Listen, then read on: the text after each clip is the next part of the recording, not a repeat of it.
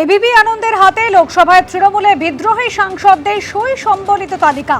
লোকসভায় তৃণমূলে 28 জন সাংসদের মধ্যে 2/3 অর্থাৎ 19 জনের তালিকা প্রকাশ।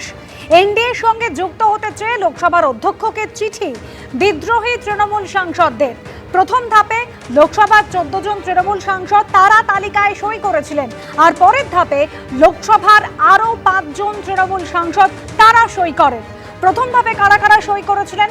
কাকলি ঘোষ দস্তিদার, শতাব্দী রায়, বাপি হালদার, শর্মিলা সরকার, প্রসূন বন্দ্যোপাধ্যায়, জগদীশ বর্মা বাসুনিয়া, অসিত মাল, অরূপ চক্রবর্তী, খলিলুর রহমান, আবু তাহের খান, কালীপদ সোরেন, দেব, জুন মালিয়া, পার্থ ভৌমিক। আর পরের ধাপে যারা সই করেন তারা হলেন রচনা বন্দ্যোপাধ্যায়, সায়নী ঘোষ, ইউসুফ পাঠান, মিতালি বাগ এবং মালা রায়।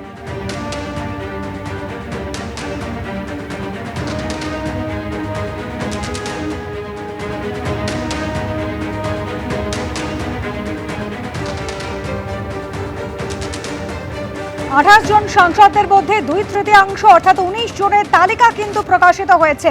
এনডিএর সঙ্গে তারা যুক্ত হতে চান, আলাদা ব্লক তৈরি করতে চান, একেবারে এনডিএ সাংসদদের জন্য নির্ধারিত জায়গা সেখানে তারা বসতে চান এবং লোকসভার অধ্যক্ষকে এই মর্মে চিঠি দিয়েছিলেন বিদ্রোহী তৃণমূল সাংসদরা। প্রথম ধাপে লোকসভার 14 জন তৃণমূল সাংসদ তালিকায় সই করেছিলেন, তারপরে আরও 5 জন তৃণমূল সাংসদ তারা সই করেন এই তালিকায়। তালিকা আপনাদের সামনে রেখেছি।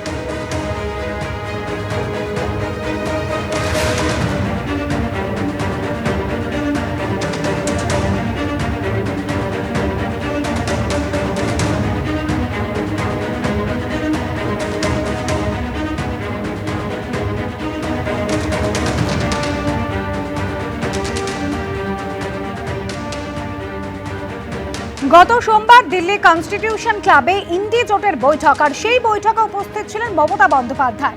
সেখান থেকে অল্প কিছু দূর নয় মতিলাল নেহরু মার্গ, ভূপেন্দ্র যাদবের বাড়িতে বৈঠক করেন এই বিদ্রোহী তৃণমূল সাংসদরা।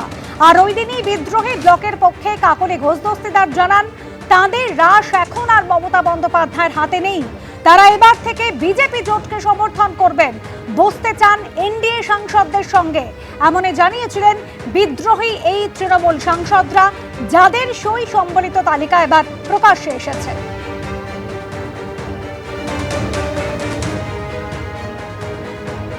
বিদ্রোহী এই তৃণমূল সাংসদরা তারা কিন্তু ইতিমধ্যেই জানিয়েছেন যে রাশ আর মমতা বন্দ্যোপাধ্যায়ের হাতে নেই। তারা এবার যুক্ত হতে চান এনডিএর সঙ্গে। লোকসভার অধ্যক্ষকে চিঠি দিয়েছেন এবং সই করেছেন। যে সমস্ত সাংসদরা সই করেছেন তারা হচ্ছেন কাকলি ঘোষ দস্তিদার, শতাব্দী রায়, বাপি হালদার, শর্মিলা সরকার, প্রসূন বন্দ্যোপাধ্যায়, জগদীশ বর্মা বাসুনিয়া, অসিত মাল, অরূপ চক্রবর্তী, খলিলুর রহমান, আবু তাহের খান, কালীপদ সোরেন, দেব, জুন মালিয়া, পার্থ ভৌমিক, রচনা বন্দ্যোপাধ্যায়, সায়নী ঘোষ, ইউসুফ পাঠান, মিতালি বাগ এবং মালা রায়।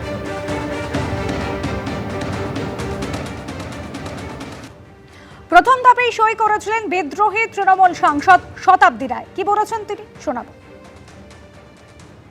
যে আমাদের ম্যাজিক ফিগার হয়ে গেছে, কোনো কিছু রিজন আমাদের কিছু ডিসিশনের জন্য আমরা আটকে রেখেছিলাম, আর দ্বিতীয়ত তখন স্পিকার দিল্লিতে ছিল না, যেটা জমা দেওয়া হয়নি।